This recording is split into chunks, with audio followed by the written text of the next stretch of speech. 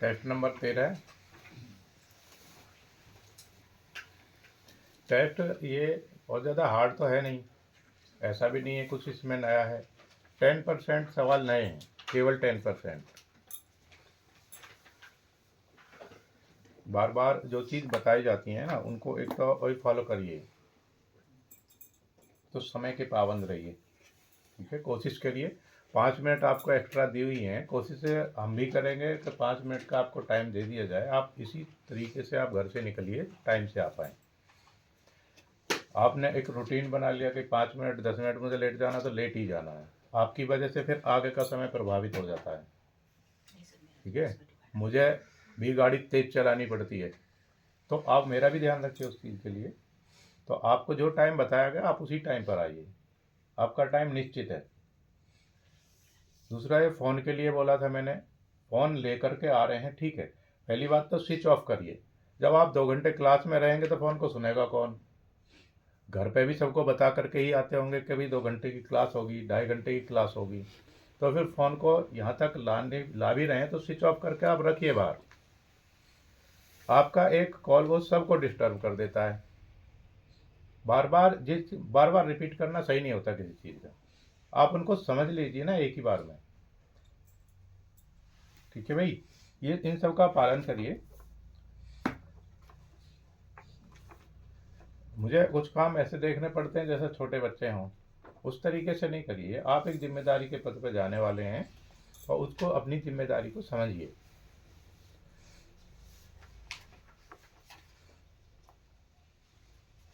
देखिए, पहला प्रश्न है, टेस्ट नंबर 13 का पहला प्रश्न है, मुगल शासन में किसके वंशज भवन शिल्पी थे?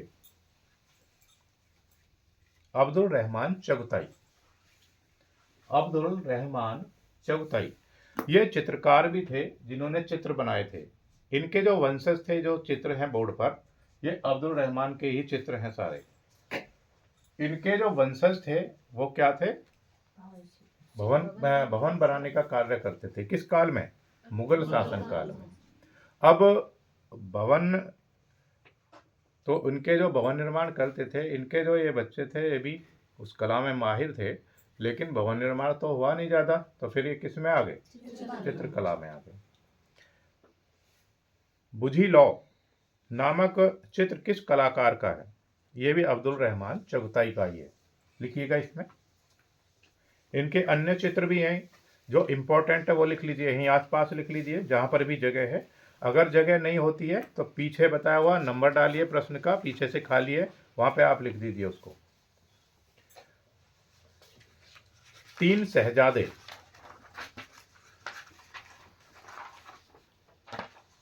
लैला मजनू, थोड़ा फास्ट चेक करेंगे। जंगल में लैला।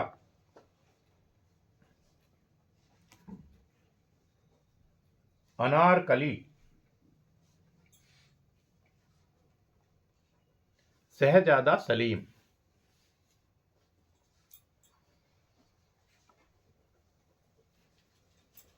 प्रश्न नंबर 3, चगताई ने छापा चित्रण में कौन सी पद्धति अपनाई?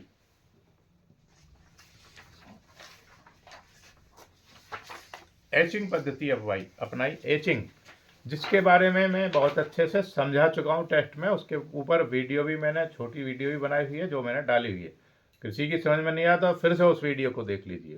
दूसरा, जहाँ पर थ्योरी लिखवाई हुई है वहाँ बेहद अच्छे तरीके से लिखवाया हुआ है। एचिंग किसके अंतर्गत आती है? इंटेग्लियो के अंतर्गत आएगी। ठीक है, क्या करते हैं इसमें? धातु की प्लेट पर एसिड का प्रयोग करके डिजाइन बनाते हैं। धातु की प्लेट पर एसिड का प्रयोग करके डिजाइन बनाते हैं। पहले लिख चुके हैं बहुत इसके बारे में। 4 नंबर सवाल है, भिक्षुणी मां नामक चित्र किसने चित्रित किया? सुधीर रंजन खास्तगीर ने। सुधीर रंजन खास्तगीर। खास्तगीर का मतलब बताइए आप। सर, हिंदू वैद को खास्तगीर की उपाधि दी जाती थी। आप बताइए क्या बोल रहे हैं? जो उपाधि है जो मुगलों ने दी थी। हाँ, ऐसा नहीं होता, उपाधि एक मुगलों ने दी थी, वो बता दिया उन्होंने। क्या बताया, बोलो दोबारा से। हिंदू वैद को खास्तगीर की हाँ, उपाधि दी जाती थी। किसकी उपाधि है बताया आपने? सुधीर रंजन अभी वही नहीं पहुंच रहे, किस लिए दी गई थी? ये वेद थे ना। हाँ तो वो बतानी है बात मुख्य, ठीक है। सुधीर रंजन खास्तगीर जो उपाधि थी वो किसके लिए दी जाती थी? वैदों के लिए दी जाती। नंदलाल बोस का चित्र हरिपुरा पोस्टर सीरीज किस माध्यम में बनाया गया? टेम्परा। नंदलाल बोस ने बाघ गुफा के चित्रों की अनुकृतियां किस सन में बनाई थी? 1921 में। और किसने बुलाया था? हाँ, भारतीय पुरातत्व सर्वेक्षण के निमंत्रण पर उन्होंने निमंत्रण दिया। कौन थी उसमें? Lady Herringham. Very good, very good. आगे देखेंगे, नंदलाल बोस ने बड़ौदा के कीर्ति मंदिर की भित्ति चित्र बनाए किस सन में? 1939 में। नंदलाल बोस को भारत सरकार ने पद्म विभूषण से सम्मानित किया 1954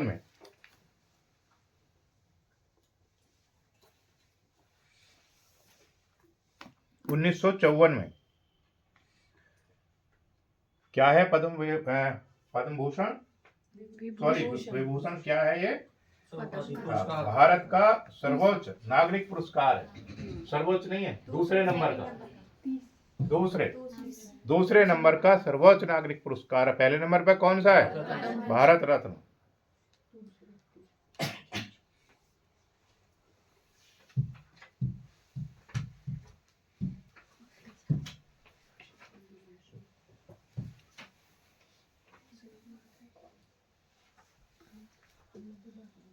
ये है भारत रत्न। ये कौन से नंबर पर है?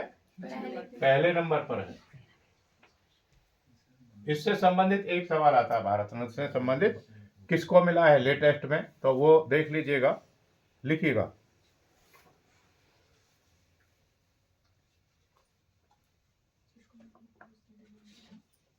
किस सन में देने शुरू करे थे? 1954। हाँ, 1954 में। ये लिख लीजिए, भारत रत्न किस सन में शुरू किया था? 1954 में किया था। ये इंपॉर्टेंट सवाल है। नंदलाल को रविंद्र शताब्दी शतक से सम्मानित किया गया 1965 में। रविंद्रनाथ टैगोर ने शांति निकेतन में कला भवन की स्थापना की 1919 में।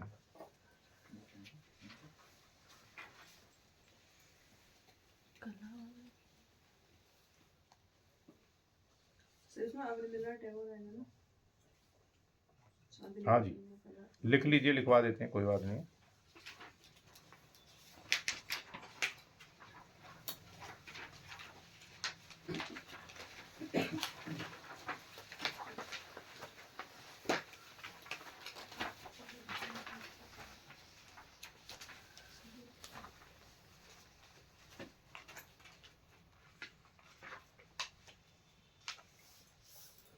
लिखिए, शांति निकेतन की स्थापना देवेंद्रनाथ टैगोर ने। यह आ चुका है, पहले बहुत बार लिख चुके हैं वैसे तो, लिख लीजिए फिर भी। शांति निकेतन की स्थापना देवेंद्रनाथ टैगोर ने। कौन थे देवेंद्रनाथ टैगोर? रविंद्रनाथ के पिता थे। 1863 में की थी।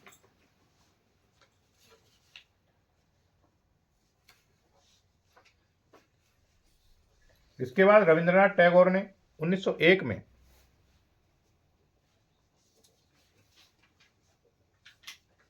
शांति निकेतन में एक छोटे से स्कूल की स्थापना की थी।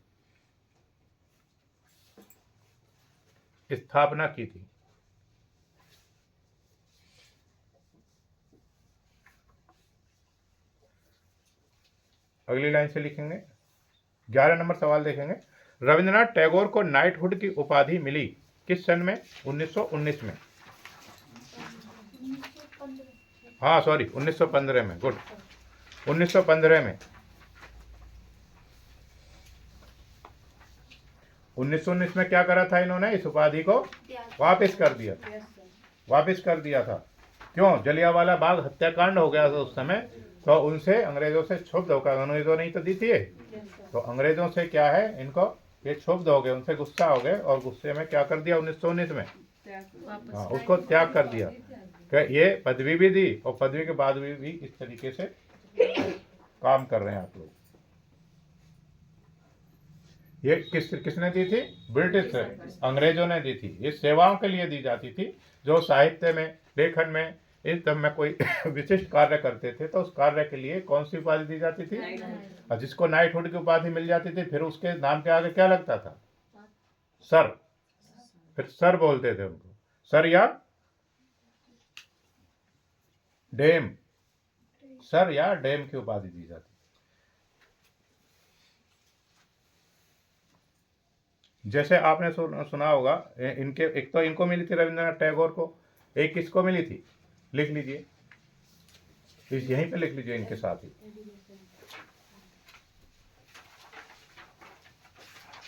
विंस्टन चर्चिल को मिली थी। Winston Churchill. Isaac Newton. जैसे बोलते हैं ना सर आइजैक न्यूटन, तो सर क्यों बोलते हैं उनको? हाँ, नाइटहुड की उपाधि दी थी। किसने दी थी? अंग्रेजों ने। किसने? ब्रिटिश सरकार ने। तब वो उनको सर ऐसे नहीं बोलते थे कि वो पढ़ाते थे, सर इसलिए बोलते थे उनको नाइटहुड की उपाधि मिली थी।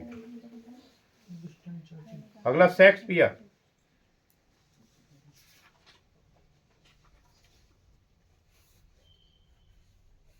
Paul McCartney. पॉल मैकार्टनी मतलब जिनको नाइटहुड की उपाधि मिली है, जो अब मैं आपको बोल रहा हूं इन्हीं में से आएगा कोई सा। Stephen Hawkins. Stephen Hawkins. इतने लोगों को नाइटहुड की उपाधि दी थी ब्रिटिश सरकार ने। नाइटहुड की उपाधि मिलने के बाद क्या लगता था नाम के सामने? सर या डेम लगता था।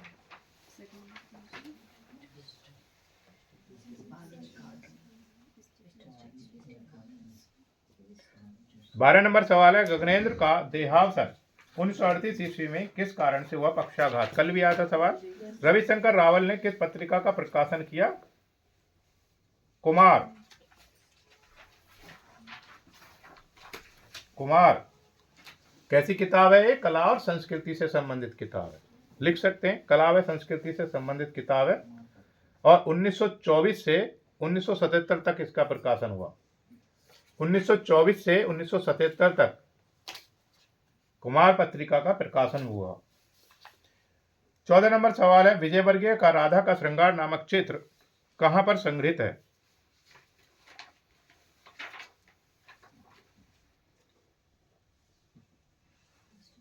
राजस्थान ललित कला अकादमी। निकोलस रोरिक भारत कब आए? 1924 में। जॉर्ज कीट के श्रृंगारिक चित्रों में किन रंगों का प्रावधान था? गुलाबी। मनपुरा आइलैंड 1970 नामक कुंडलित चित्र किसने चित्रित किया? जैनुअल आबदीन। जैनुअल आबदीन का जन्म 1917 को हुआ बांग्लादेश में। दोपहर की चिलचिलाती धूप छांव नामक कृति को किसने चित्रित किया? जॉर्ज कीट ने। जॉर्ज कीट ने।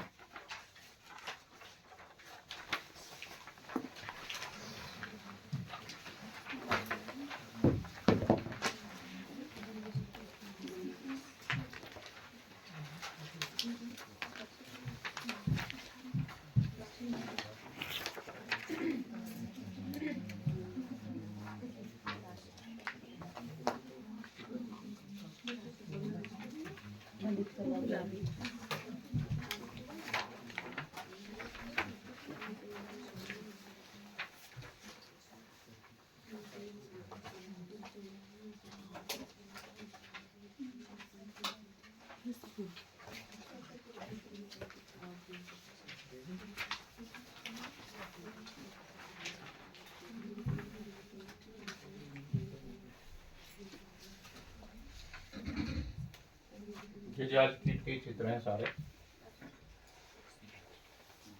लिखा हुआ है इस पर।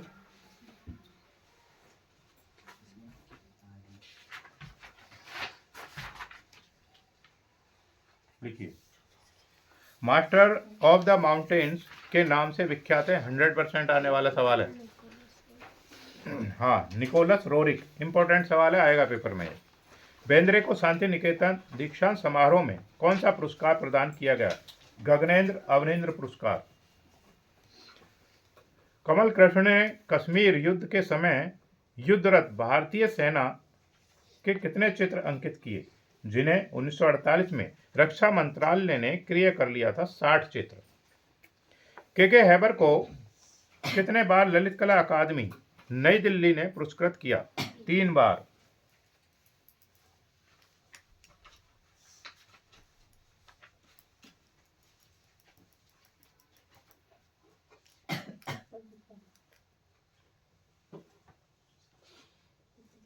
हैबर को पद्म भूषण से कब सम्मानित किया गया? 1989 में। कला के क्षेत्र में 1944 ईस्वी में आरा को किस चित्र के लिए गवर्नर पुरस्कार मिला? मराठा वैटिल। यह कौन कलाकार हैं जो भीलों के चितेरे के रूप में विख्यात है? इंपॉर्टेंट सवाल है, पेपर में आएगा। गोवर्धन लाल जोशी, जिनको बाबा बोलते हैं, गोवर्धन लाल जोशी।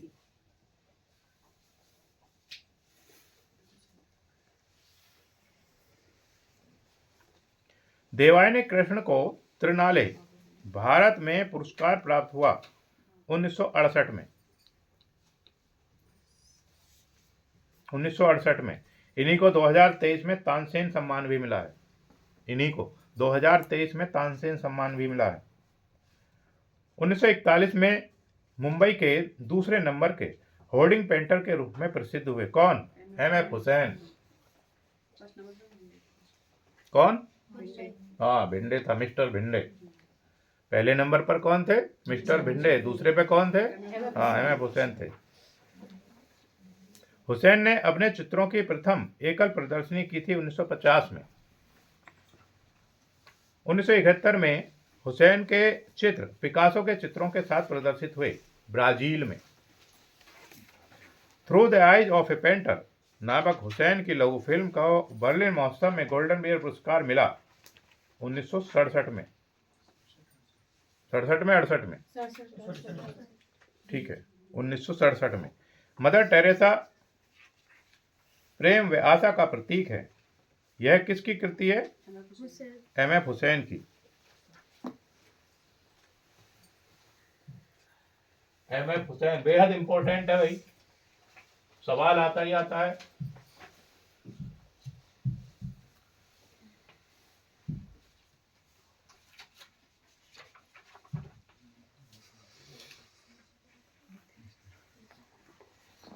मदर टेरेसा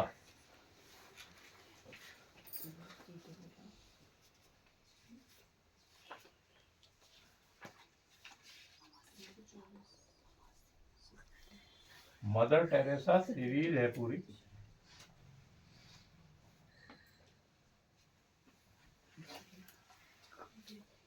ये कौन है? यही है एम.एफ. हुसैन। और ये कौन है? माधुरी दीक्षित को लेकर के चित्र बनाया गया इन्होंने।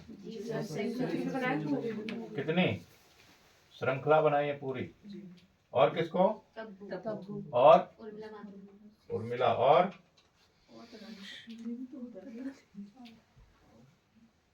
मदर टेरेसा काउंसलर है।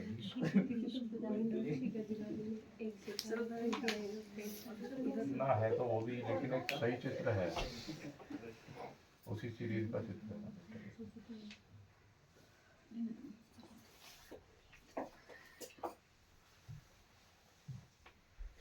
वही दिखाना है ना।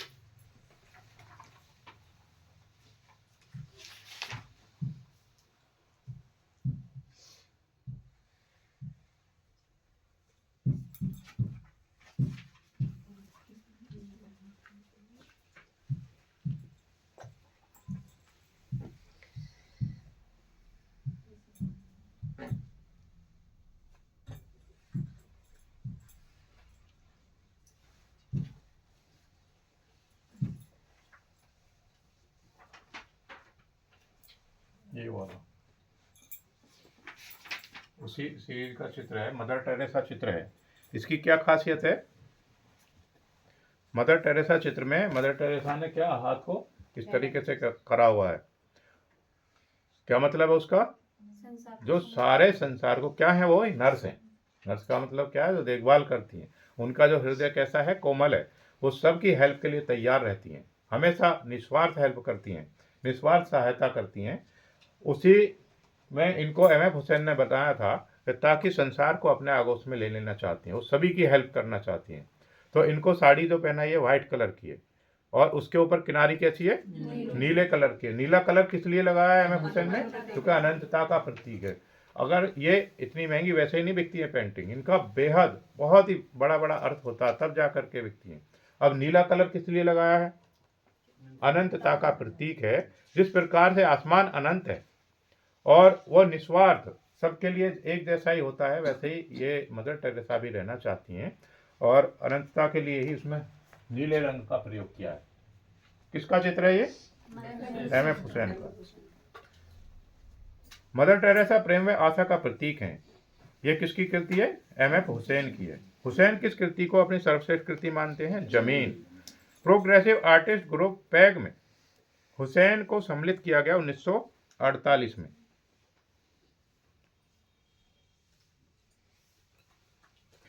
हुसैन ने अब तक लगभग कितनी फिल्मों का निर्माण किया है? लगभग 12। कौन कौन सी फिल्म बनाई है वो पिछले एक टेस्ट में मैं लिखवा चुका हूँ। ठीक है। गजगामनी व मीनाक्षी नामक फिल्में किसने बनाई? एम एफ हुसैन ने। हुसैन ने विशेष रूप से किन पशुओं का चित्रांकन किया है? घोड़ा व बैल। घोड़ा व बैल।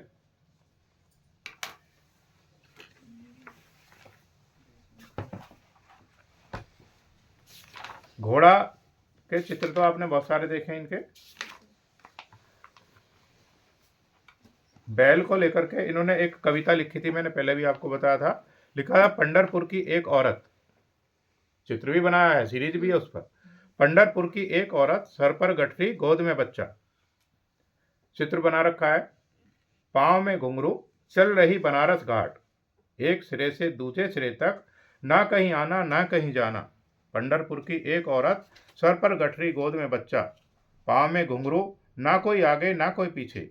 और यह कैसा गोरख धंधा, नंदी बुल। यहाँ पे लिखा हुआ है ना, नंदी बुल, पीठ जलता चिराग, ना अंधेरा ना उजाला। ना अंधेरा ना उजाला क्यों है? क्योंकि उनके हाथ में क्या है? लालटेन। समझते हैं आप?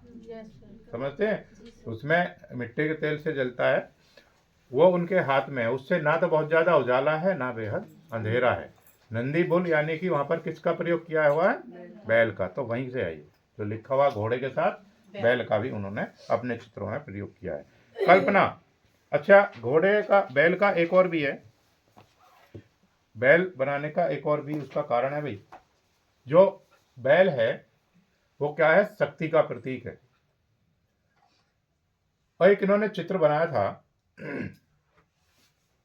महिषासुर मर्दनी। यस, हाँ। इन्होंने बैल के एक सीरीज बनाई थी, तो उसमें क्या है, तैय्य मेहता का भी, ठीक कह रहे हैं।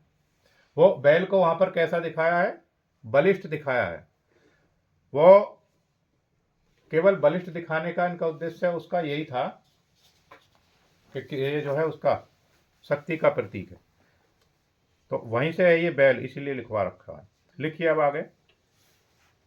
कल्पना नामक फिल्म किस कलाकार का है? उसका उदय शंकर की। उदय शंकर। मोर को अनेक रूपों, मुद्राओं व भावों में चित्रित करने में अति कुशल थे देवकीनंदन शर्मा। देवकीनंदन शर्मा।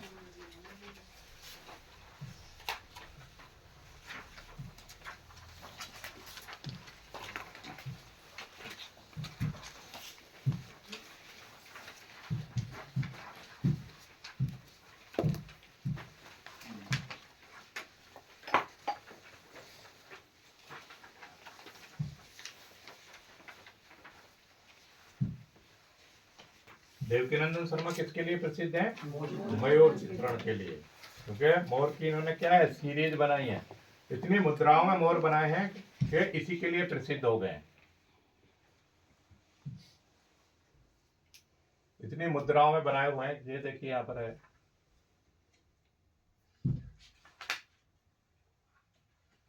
मोर किसका प्रतीक है? खुशहाली का। मुगल काल में भी है कोई मोर का चित्र? कहाँ पर है? मुगल काल में कहाँ पर है? सचिवालय की छत पर बना हुआ है। और वहां पे किसका प्रतीक है? कैसे पता चला? हाँ, क्योंकि उसने खुशी से क्या है, गर्दन फुला रखी है, तो वो है। अब परमानंद चोयल किसके लिए प्रसिद्ध है? भैंस चित्रण के लिए प्रसिद्ध है। वो भैंसों की सीरीज बनाते बढ़िया। देवकीनंदन शर्मा किसके लिए प्रसिद्ध है? मोर चित्रण के लिए प्रसिद्ध है। वो मोरों की सीरीज बनाते हैं। और M.F. हुसैन घोड़े चित्रण के लिए, गुड। और मंसूर पक्षी चित्रण के लिए। मोर को अनेक रूपों में किसने दिखाया है? देवकीनंदन शर्मा ने दिखाया। इंपॉर्टेंट सवाल है, पेपर में आएगा एक सवाल यहाँ से। कृपाल सिंह शेखावत को बहुत बार पढ़ चुके हैं इसको। शेखावत को 1969 में किस कार्य के लिए भारत सरकार ने पुरस्कृत किया था? ब्लू पॉटरी कार्य के लिए। ब्लू पॉटरी कार्य के लिए पहले बहुत बार दिखा चुके हैं ब्लू पॉटरी।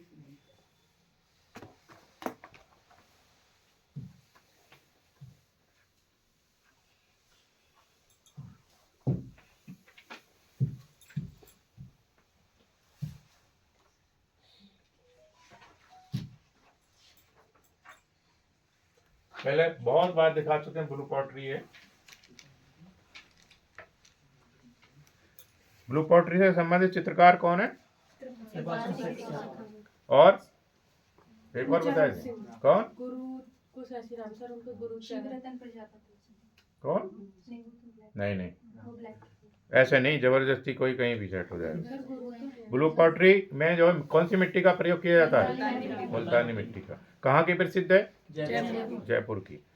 ठीक है, हाँ जी, वो वहां पे देख लेना डिटेल। अब कृपाल सिंह शेखावत को कला का रूप ब्लू पॉटरी के पात्रों पर अभिव्यक्ति की और मुड़ा 1965 में, 1965 के बाद। कृपाल सिंह शेखावत को भारत सरकार ने पद्मश्री से सम्मानित किया 1974 में। आरा व सूजा के साथ मिलकर प्रोग्रेसिव आर्टिस्ट ग्रुप की स्थापना की 1948 में।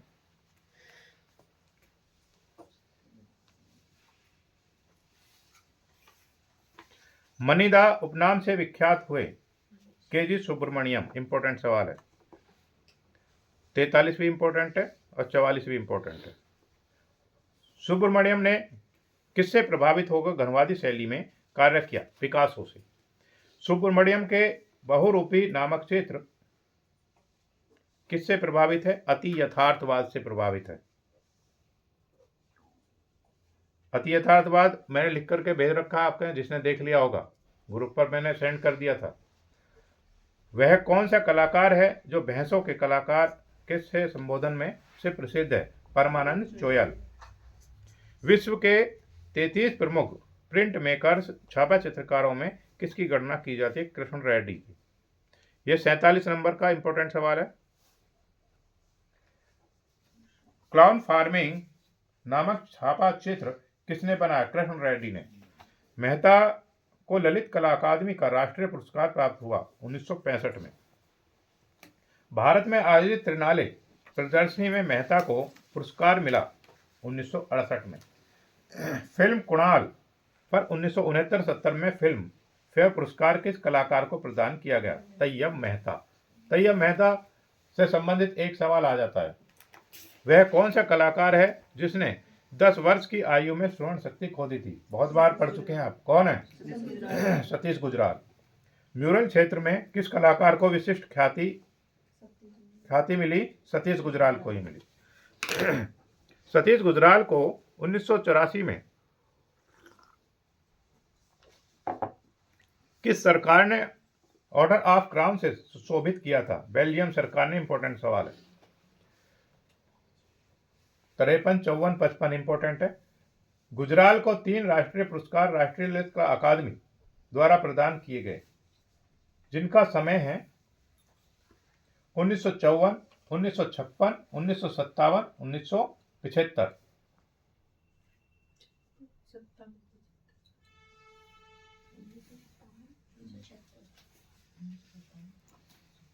गुजराल इतने प्रसिद्ध क्यों हो गए? कौन कलाकार थे जिनका बैकग्राउंड राजनीति से जुड़ा है? ऐसा एक सवाल आता है। हाँ, कौन चित्रकार थे? इंद्र कुमार गुजराल। इनके भाई थे किसके? सतीश कुमार गुजराल के बड़े भाई थे, उनका नाम क्या था? हाँ, तो यही है, सतीश गुजराल ही है। गुजराल को जीवन की समस्त उपलब्धियों हेतु द विंसी पुरस्कार से सम्मानित किया 1989 में। इंपॉर्टेंट सवाल है। भारत सरकार ने गुजराल के सृजनात्मक प्रयासों को किस सन में पद्म भूषण से अलंकृत किया? 1999 में। 1975 में गुजराल की कलाकृतियों की प्रदर्शनी अमेरिका में हुई। यह कलाकृतियां किस वाद से प्रेरित मानी गई? नवतांत्रिकवाद।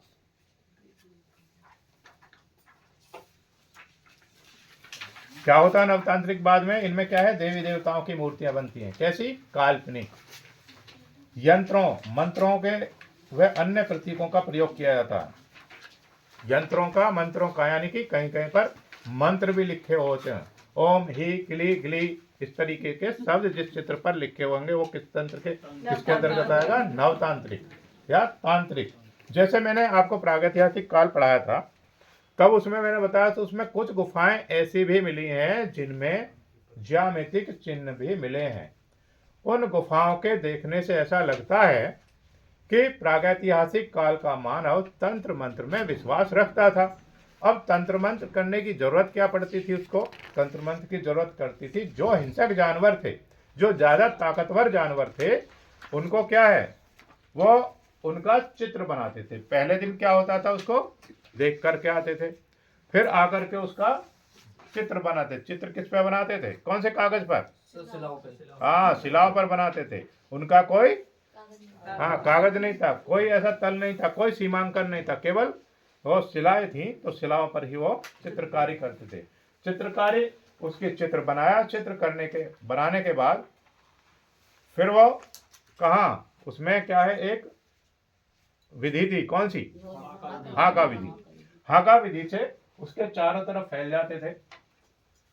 किसमें? यू आकार में। यू आकार में उसको घेर लिया, घेर करके उसको जो भी उनके पास हथियार थे, भाला था, बर्छी थी, उसको उसमें मारते थे। मारने के बाद उनको क्या था, भी विश्वास हो जाता था कि हमने इस पर अब विजय प्राप्त कर ली। वास्तव में विजय प्राप्त किसकी होती थी? उसके मानसिक स्थिति की। उनका मन संतुष्ट हो जाता था कि ये मर चुका, और जाकर के उसी विधि से उस जीव हिंसक जानवर को मार गिराते थे। मार गिराने के बाद क्या करते थे? उल्लास मनाते थे। फिर उस उल्लास के चित्र थे, तो वो सब गुफाओं में मिले हैं। आगे देखते हैं। लक्ष्मण पै ने 1967 में संगीत के रागों पर चित्र बनाने लगे, जिनमें रागों से उत्पन्न मनस्थितियों का चित्रण किया गया अमूर्त शैली में। लक्ष्मण पै के बिंब नामक चित्र, ये इंपॉर्टेंट सवाल है, पूछ लिया जाता है, संगीत के रागों पर चित्रण करने वाले चित्रकार कौन है? लक्ष्मण पै। लक्ष्मण पै के बिंब नामक चित्र में कौन सा माध्यम अपनाया गया है? एक्रेलिक। अकबर पदमसी का जन्म 1928 ईस्वी में हुआ बंबई में, और मुंबई लिख लीजिए। 1970 के दशक में विष्ट ने जो दृश्य चित्र बनाए थे वह किस वाद से प्रभावित हैं? अति यथार्थवाद। अति यथार्थवाद।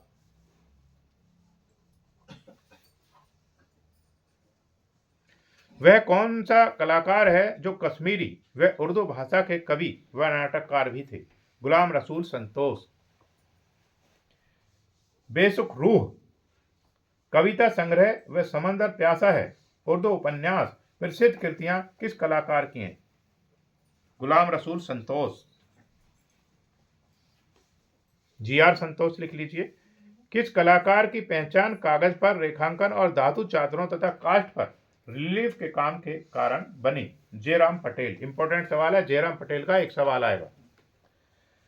काष्ठ चित्र में जलाकर लकड़ी में कहीं कहीं कई इंच गहरे गड्ढे भी कर दिए जाते हैं, कहीं उसे खुरच भी दिया जाता है, कहीं पर टीन लगा दी गई है और कहीं कहीं पर उस टीन पर छिद्र भी कर दिए गए हैं। ऐसा प्रयोग किस कलाकार ने अपनी कृतियों में किया? जयराम पटेल ने किया है। जैसे एक ब्लो टार्च होती है, ब्लो टार्च का काम क्या है? उसमें से क्या है? आग निकलती है। लकड़ी पर जहां डिजाइन बनाना है ब्लो टार्च से उसको जलाते हैं, एक पत्ती होती है उससे क्या करते हैं? खुरच देते हैं गहरा करके। ज्यादा गहरा करना है तो उसको कम रिलीफ वाले को चित्र को क्या कहेंगे? लो रिलीफ, जिसमें कम गड्ढा है उसको, लो रिलीफ, और जिसमें ज्यादा खुदा हुआ उसको, हाई रिलीफ। हाँ, लोअर हाई पे वीडियो बना हुआ है, वो देख सकते हैं। जयराम पटेल का कार्य था। एक सवाल जयराम पटेल का इस कला से संबंधित आएगा। ए रामचंद्रन के ययाति नामक भित्ति चित्र का साइज क्या है? 7x60, 7x60। ययाति कौन थे? राजा थे। उसके बारे में लिख करके भेज रखा आपको, उसको पढ़ लीजिएगा व्हाट्सएप पर। ययाति नामक भित्ति चित्र को 1986 में कहां पर प्रदर्शित किया गया? दिल्ली में। किसी ने देखा था व्हाट्सएप ग्रुप? यस सर, अच्छा, सभी ने देख लिया? यस। हाँ, फिर तो बता भी सकते हैं, ठीक है। ययाति में किसके मार्शल सौंदर्य को आकर्षित रूपों में चित्रित किया गया है? नारी के, नारी के।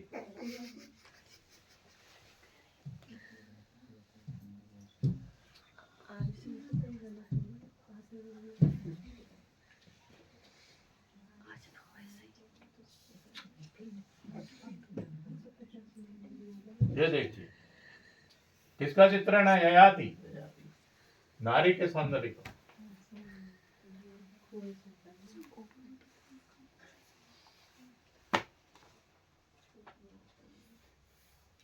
कौन सा चल रहा है?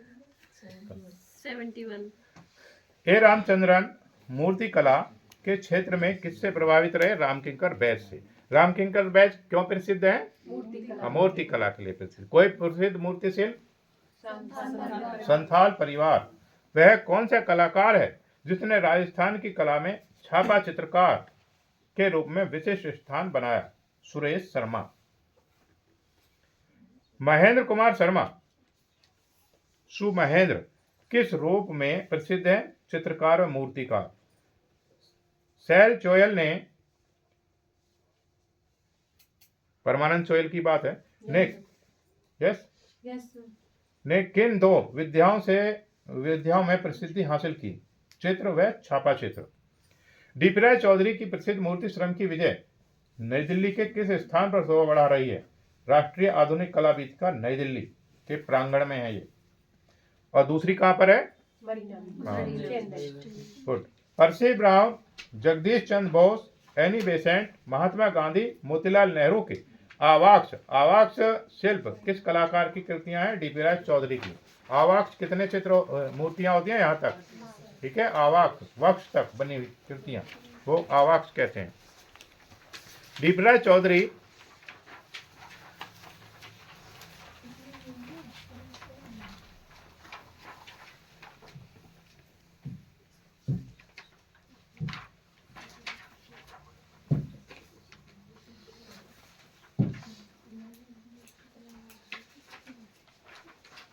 ये कौन सा है? हाँ, यही है ट्रम्स ऑफ लेबर। कितनी आकृतियां हैं? चारों आकृतियां क्या कर रही हैं? हाँ, मेहनत कर रही हैं। किससे बना हुआ है? किसका बना हुआ है? हाँ, मूर्ति शिल्प है, ठीक है। ये देख चुके हैं आप इसे। श्रम की विजय में, श्रम की, जो बच्चे वहां गए थे घूमने के लिए उन्होंने तो देख लिया है, और ये वास्तव में देखने चाहिए आंखों से जाकर के, क्योंकि बहुत ज्यादा दूर नहीं है।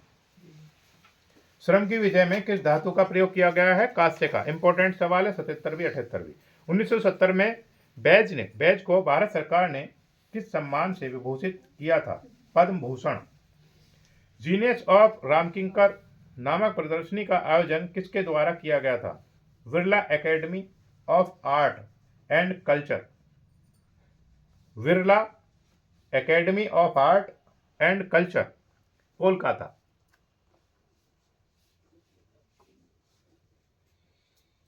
शिल्प जय हिंद एवं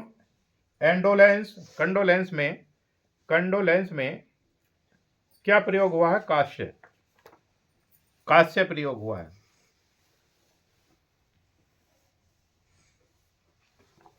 किस मूर्तिकार के शिल्पों पर द ग्रावेन इमेज तथा द स्कल्पचर स्पीक्स नामक दो लघु फिल्मांकन किए गए हैं? चिंतामणिकर। चिंतामणिकर। क्लासिक इंडियन स्कल्पचर व इंडियन मेटल स्कल्पचर नामक पुस्तकें किसने लिखी हैं? चिंतामणिकर। इंपॉर्टेंट सवाल है। धनराज भगत के शिल्प सितार वादक में प्रयोग हुआ है सीमेंट। शिवा डांसिंग नामक शिल्प में प्रयोग हुआ है प्लास्टर। धनराज भगत के शिल्प पोर्ट्रेट में प्रयोग हुआ है लकड़ी। क्राइज अनहर्ट एविस क्राइज नामक शिल्प किस कलाकार की कृति है? अमरनाथ सहगल। उषा रानी मूर्ति शिल्प के साथ अन्य किस क्षेत्र में कुशल हैं? पात्र कला। पात्र कला समझ रहे हैं? Yes, sir. हाँ, कौन सी कला? हाँ, पॉटरी कला। पात्रों के ऊपर कलाकारी जो करते हैं। वह कौन सी महिला मूर्तिकार हैं जो जूट की रस्सी व डोरी में से शिल्प बनाती हैं? मृणालिनी मुखर्जी। मृणालिनी मुखर्जी।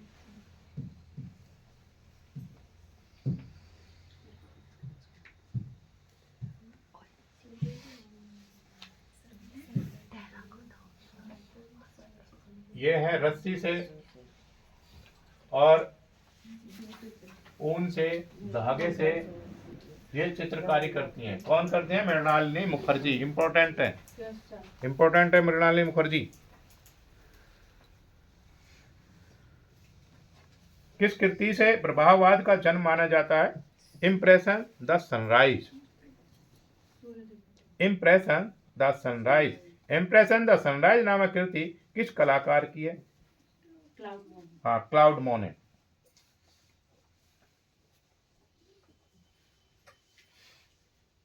प्रभाववाद का सबसे प्रसिद्ध चित्र है ये। इससे ही जन्म हुआ था। हाँ जी।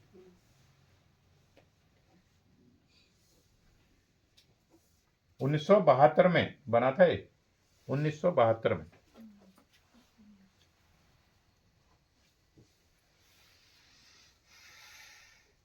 और कहां पर है ये? फ्रांस के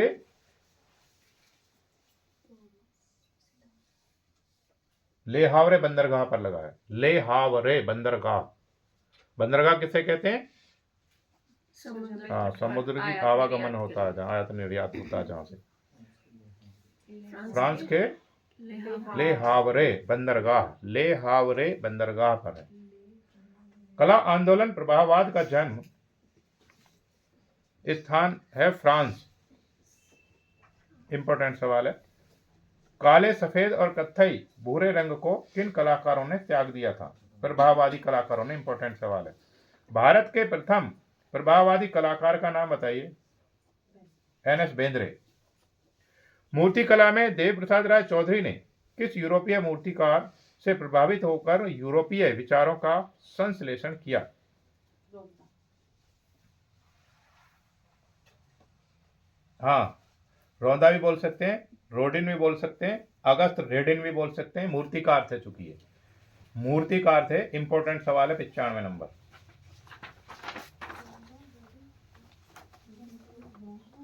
रोडिन भी लिखा सही कर देंगे, रौंदा लिखा सही कर देंगे, अगस्त रेडिन लिखा तो अभी सही कर देंगे।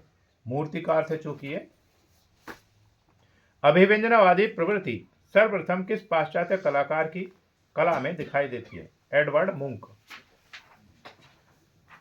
एडवर्ड मुंक की एक प्रसिद्ध कृति थी चीख। चीख। अभी हाँ, द स्क्राइमी। अभिव्यंजनावादी प्रवृत्ति का जन्म स्थान है जर्मनी। घनवाद का उद्गम कहां से हुआ? Paris, France.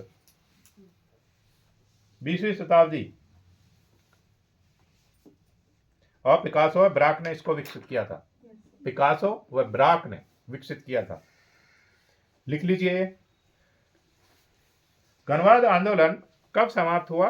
1925। पिकासो एवं ब्राक किस वाद से संबंधित हैं? घनवाद से। जॉर्ज कीट किससे प्रभावित होकर 1940 ईस्वी के लगभग घनवादी चित्र बनाए? पिकासो से। 1950 के लगभग के सुब्रमण्यम ने किस प्रवृत्ति को स्वीकारा? घनवाद को। घनवाद को क्या बोलते हैं? क्यूबिज्म। क्यूबिज्म कैसे पता चला ये चित्रकार घनवादी है? वो आकृतियों को कैसे बनाएगा? क्यूब जैसी बनाएगा, घन के आकार में बनाएगा, वो हम दिखा चुके हैं आपको बोर्ड पर। अभिव्यंजनावाद एवं शास्त्रीयवाद का समन्वय रूप किस कलाकार की कृतियों में दृष्टिगत होता है? के. एस. कुलकर्णी। सतीश गुजराल ने के पीड़ा और भयानकता नामक चित्र किससे प्रभावित हैं? मैक्सिकन पद्धति का अभिव्यंजनावाद। मैक्सिकन पद्धति का अभिव्यंजनावाद से। मोहन सामंत के अधिकांश चित्र किस वाद से प्रभावित हैं? अभिव्यंजनावाद से। भाववाद के जन्मदाता कौन है? हेनरी मातिस। जो मैंने आपको भेजा है ग्रुप पर, उसको आज ही पढ़ लेना, अच्छे से समझ में आ जाएगा। इनका पूरा मैंने लिख करके भेज दिया आपको। हेनरी मातिस किस देश के कलाकार हैं? फ्रांस के। के हैबर के चित्र कविता का जन्म महाबालेश्वर किस वाद से प्रभावित हैं? अभिव्यंजनावाद से। अभिव्यंजनावाद से प्रभावित चित्र बाजार जाते हुए एवं मुर्गे की लड़ाई किस कलाकार के हैं? के हैबर के। मुर्गे की लड़ाई एम.एफ. हुसैन, के हैबर का प्रसिद्ध चित्र है मुर्गे की लड़ाई। अभिव्यंजनावाद से प्रभावित चित्र लेटी हुई अनावृता किस कलाकार की कृति है? गुलाम रसूल संतोष। अभिव्यंजनावाद से प्रेरित पूरक रंगों में भैंस तथा सारस नामक चित्र किस कलाकार का है? एन.एस. बेंद्रे का है। और भैंस चित्रण के लिए प्रसिद्ध कौन है? हाँ, तो ऐसा नहीं है भैंस और किसी ने नहीं बनाया, एन.एस. बेंद्रे। सैलोज मुखर्जी का चित्र वन में श्रृंगार किस वाद से प्रेरित है? अभिव्यंजनावादी चित्र है, अभिव्यंजनावाद से। माँ और शिशु नामक चित्र अभिव्यंजनावाद से प्रेरित है। संबंधित कलाकार का नाम है नंदलाल बोस। माँ और शिशु अजंता में भी है क्या? है उसमें? कौन सी गुफा में है? ओके। सरोज किसने बनाया था वो? आप इधर देखिए, किसने बनाया था? अच्छा, सुना नहीं किसने बनाया था? आप बताओ। अच्छा, ये याद नहीं किया आपने? अच्छा, कौन बताएंगे? हाँ, अज्ञात है वो कलाकार, अज्ञात है। वहाँ अजंता में किसी कलाकार का नाम नहीं लिखा हुआ, ये तो पता होगा। तो फिर इतना क्यों दिमाग लगा रही हो? हाँ, वो अज्ञात कलाकार है, वहाँ किसी कलाकार का नाम नहीं है। जंगल नामक चित्र अविनाश चंद का है। यह चित्र प्रभावित है अभिव्यंजनावाद से। अभिव्यंजनावाद से प्रभावित चित्र बार्सिलोना किस कलाकार ने बनाया? न्यूटन सूजा ने। सतीश गुजराल का चित्र डोसोलेसन प्रभावित है। अभिव्यंजनावाद से। इंपॉर्टेंट सवाल है। राम कुमार का वह कौन सा चित्र है जो अभिव्यंजनावाद से प्रेरित है? टाउन। टाउन टाउन मात्रात्व नामक कृति अभिव्यंजनावाद से प्रेरित है। संबंधित कलाकार का नाम बताएं। रामकिंकर बैज। ब्रोडेल नामक कृति अभिव्यंजनावाद से प्रभावित है। संबंधित कलाकार का नाम बताइए। रविंद्रनाथ टैगोर। मकोल फिदा हुसैन के चित्र सूर्योदय एवं विश्वामित्र नामक चित्र किस वाद से प्रभावित हैं? अभिव्यंजनावाद से।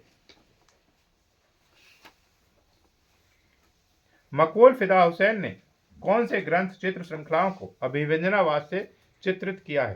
रामायण, महाभारत। अति यथार्थवाद कितने रूपों में विकसित हुआ? 2। द ग्रेव डिगर्स एवं याति किस कलाकार के चित्र हैं? ए रामचंद्रन। ये इंपॉर्टेंट 123।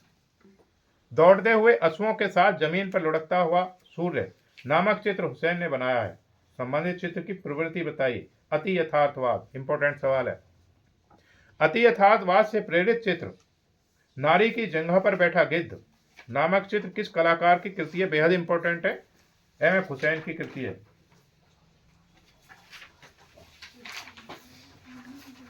यह चित्र कैसा रहा था? बेहद विवादित रहा था, जिसके कारण MF हुसैन को क्या करना पड़ा, देश से छोड़ करके जाना पड़ा। कहाँ पे पहुंच गए फिर वो, हाँ जी, कतर में पहुंच गए। ये 125 सवाल हैं, 125 में से लगभग 10 सवाल बेहद इंपॉर्टेंट है। उन्हीं 10 सवाल में से कुछ सवाल जरूर आ जाएंगे इसी पेपर में।